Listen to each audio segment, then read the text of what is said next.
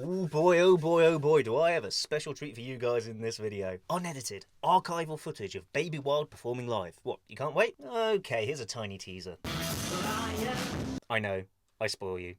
Be sure to stick around to see the best bit. This is a story of my first gig in my second uni band. I was exhilarated to be performing this show. I was in a brand new band with brand new musicians, I was learning songs that I'd never done before, and I had the opportunity to do what I do best. Be the peacocking frontman in a rock band and make myself the centre of attention on stage. Now, a frontman and singer is only as good as the band with whom they perform, and Onion, which was the name of this new band, held some very talented musicians. They had the chops, they had the enthusiasm, and most of all, they had the energy. My other uni band, Your Father's Fault, was a great band for its musicianship, but I did tease them from time to time that they looked like miserable sods on stage. And sure, Onion was only doing covers at the moment, but we had already messed around with a couple of driving rock riff originals, and I liked where we were going. This night was set to be a great one. We were one of 3 bands who were supporting a touring act at a popular music bar in Bristol city centre. This meant that not only were the members of Livestock set to be in the audience, but we'd be playing to hundreds of members of Joe Public who were eager to take in some local live music. I don't remember the name of the headlining act. I think they were a trance electronica duo, an energetic blend of Massive Attack, who are from Bristol and therefore legends, and Orbital, who are not from Bristol but are still pretty cool. Pretty sweet music, gotta say. One of the guys stood behind the synth and drum machine and barely moved, while the other guy danced and sang dressed as a Tibetan monk. With hindsight, it was strange that they were being supported by 2 all-male rock groups and a female-fronted funk soul band. It was a great show, just an unexpected lineup. Hi, Editing Wild here.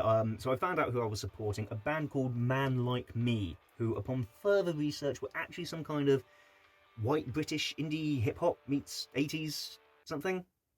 Christ knows where I got electronica from. I think I just wanted to mention Massive Attack. Turns out Man Like Me disbanded in 2013, which wasn't all that long after I supported them.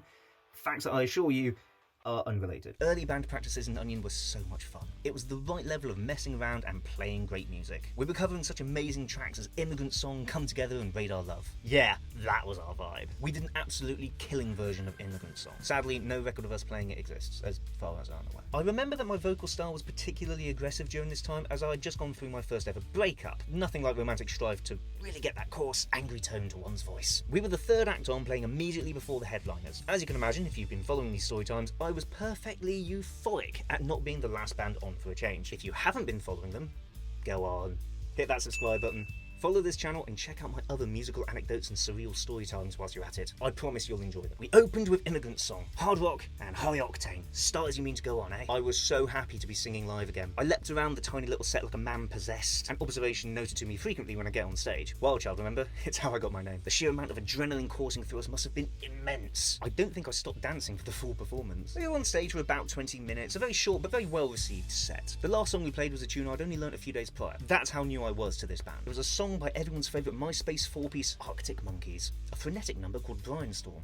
What a tune to end on. I've watched the video back several times over the years. The original upload has about 350 or so views as of recording this video, and I'm sure 30 of them are me. I just love the enthusiasm, the joy and energy we had and exuded. Everything about this gig went amazingly. It was definitely one of my favourite shows I've ever done. There is one small detail about it that makes it particularly memorable to me. Remember how I said I only had a few days to learn Brainstorm? It was also coming up to exam season at university, so my main focus was elsewhere at this time, and as such I hadn't learnt the lyrics properly. I knew the vague gist of the song.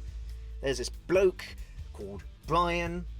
He tried something. I forgot the correct words after verse 1. The next few phrases are a bit of a jumble, but I think I got away with it because the focal point of the song is the driving guitar rhythm. If you don't know the original, at roughly the 2 minutes and 10 seconds mark, the guitar and bass drop out and the drummer just wallops on his kit as hard as he can while the singer goes otherwise a cappella. As such, there's a lot of focus on the lyrics at this point for obvious reasons. We were about halfway through this song and I realised that for the life of me I could not remember the correct lyrics. We reached the instrumental middle 8, the a cappella section was approaching rapidly, but my memory was coming up empty. The 2 minute mark thundered in like the pyrotechnics at a Kiss concert. Nope, a barren page of wordless scribbles. 2 minutes 1, 2 minutes 2, 2 minutes 3. Still nothing. I was drawing the blank and time was running out. 2 minutes 4, 2 minutes 5, 2 minutes 6. What do I do? What do I sing? I racked my brains for anything that I could use for this all-important section. 2 minutes 7, 2 minutes 8, 2 minutes 9.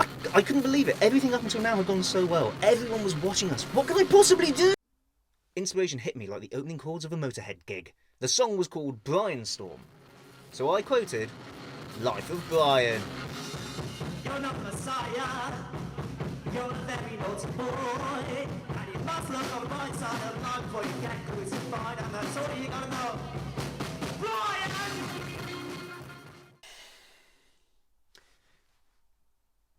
Let me break that down a second. The original lyrics are, calm, collected and commanding, you leave the other stories standing, with your renditions and jokes, bet there's hundreds of blokes that have wept because you've stolen their thunder. I sang, you're not the Messiah, you're a very naughty boy, you must look on the bright side of life before you get crucified, and that's all you've got to know.